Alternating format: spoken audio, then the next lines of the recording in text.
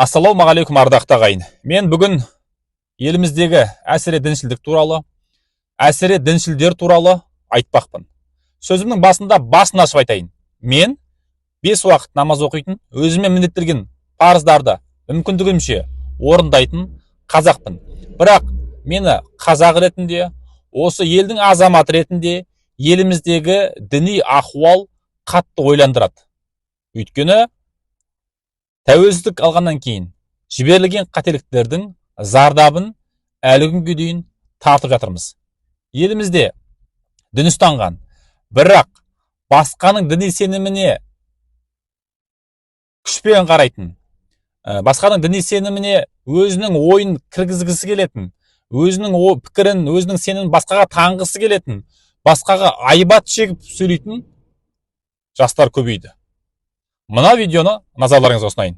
Қырып мұсылмандарға соғыс ашып, біз Қазақстан блогерлер болсын, кім болсын, Израильдің бүкіл товарына бойкот жариялап, ағайындар ешкім. Әрбір мұсылманның өмірі біз үшін өте қымбат. Пайғамбарымыз саллаллаху алейхи уассалам айтқан қасиетті мекен біз үшін ол үшінші мекен, Әл-Ақса, Палестина. Бірақ біз жым-жырт отырмыз. Кеше Украинада соғыс болған кезде көмекке ақша жинап бір сұмдық көмек неге тып-тыныш отыр ағайындар? Шешесі сыйлай бұлардың шоласын yok пашамай. Міне шеше. Кола сатпаймыз біз болды. Ағайындар шеше. Шешеңді сыйлайын. Бизнестеріңе сендердің тышқанымыз бар біздің конкретно. Бітті сендердің осымен шеше колаларыңыз демас. Енді өздеріңіз көріп отырсыздар. Мынандай өшпенділік, мынандай агрессивті түрде сөйлеу бұл қайдан келді? Сонша не болды? Жер сатылып жатқан кезде үнсіз қалғандар, қаңтарда үнсіз қалғандар, Жаңаөзенде үнсіз қалғандар, қазір неге өре түрегеліп, осындай асқан қатыгездікпен, өшпенділікпен, жеккөрінішпен сөйлеп тұр? Бұлар бірен саран емес, бұлар өте көп. Оны елде көріп жүрміз. Кешегі 25 қазан күні республика күні митингке шықпаңдар деп жүргендердің бірі осы жаңағы кола төгіп жүрген. Бұл ешкімге абырой әпермейді. Бұл дінге де, бұл қазақ жастарына да, қазақ қоғамына да, мемлекетке де абырой әпермейтін әрекет. Құзырлы органдар бұндайлар жастармен айналысу керек.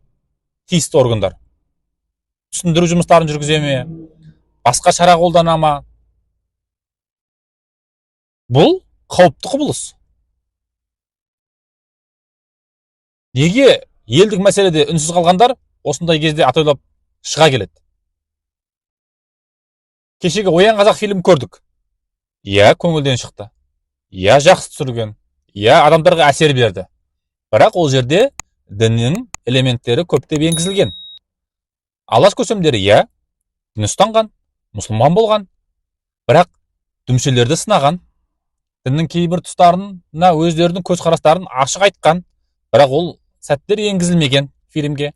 Фильмде тек қана алаш көсемдері діншіл болды дегенді халықтың санасына енгізу мақсат болған. Өйткені Оян қазақ фильмін түсірген Мұрат Исжан сәләфи уахаби ағымның өкілі екенін бәрі біледі.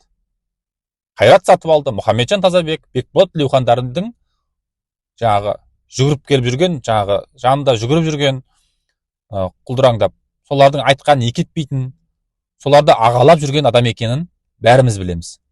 Сондықтан бұл жерде фильм түсірген кезде де, жалпы кез келген осындай құнды дүниелерді түсірген кезде, жасаған кезде, соны жасап жатқан адамдардың діни сеніміне бас назар аудару керек. Қандай адам, қандай діни сенімдегі адам, қандай мәселелерді, жалпы фильм түсірген кезде оны екшеп, елеп қарап отыру керек. Барлықтарын қоғамның санасына, қоғамның талқысына салуға болмайды. Сондықтан бұл жерде айтарым менің ардақты ағайын. Мен діннің жауы емеспін, керісінше мен дінді ұстанатын адаммын. Бірақ дінді алға салып, мемлекеттің ертеңіне бас ауыртпау, осындай агрессивті жастардың көбеюі, бұл мемлекетке қауіпті. Қарау керек. Билік қазір уағыз айтатын адамдардың өздеріне қарау керек. Йеменде білім алған, Түркияда білім алған, Египетте білім алған, Саудияда білім алған адамдардың уағыз айтылуын бақылау керек. Или бекшеп кім қандай бағытта айтылу керек. Өйткені олардың барлықтарының түрі қазақ, бірақ болмысы шариғатшыл болып кеткен. Ана бұғанасы қатпай тұрған кезде шетелге жіберілген, сөйтіп қазақы ұлттық өзегі жоқ адамдар. Сол себепті өзіміздің елімізде білім алған, қазақы ұлттық дәстүрді, әдет ғұрыпты және шариғатты бойына ұштастыра білген, ұлттық өзегі бар адамдарды сөйлету керек. Кім көрінген қазір сөйлеп, дінді алға тартып, қазақтың сөздерін, әдет ғұрыптарын аяққа таптап жатыр. Қазақ ретінде жойылып кету қаупіміз бар біздің.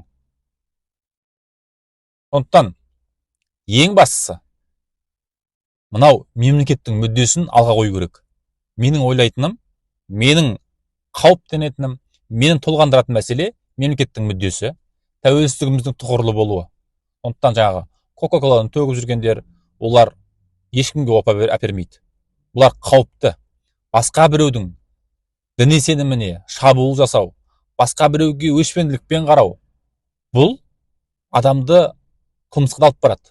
Жаңағылар ертең діннің мәселесіне келген кезде атойлап алаңға шығып, бүлік жасауға да дайын. Жер үшін шықпауы мүмкін, бірақ дін үшін төңкеріп тастауға дайындар адамдар көп. Оны осы елдің қоғам ортасында жүріп көріп жүрміз. Сондықтан ардақты ағайын, менің айтайын дегенім, мемлекет қалау керек. Назарбаев белгі қателік жіберді тәуелсіз алған жылдары. Бүкіл сырттағы түрлі ағымдар кіріп кетті. Енді Тоқаев белгінің мойнындағы мәселе осындай олқылықтардың орнын толтыру, қалыпқа келтіру, мемлекетіміздің ертеңіне бас ауыртатын жастардың алға шығып, анандай мәңгүрттерді жөнге салу керек. Бүгінгі айтайын дегенім осы. Пікір жазыңыздар, ой қосыңыздар, осы эфирді кеңінен таратыңыздар. Назарларыңызда болған абзал достар, келесіде жүздескенше.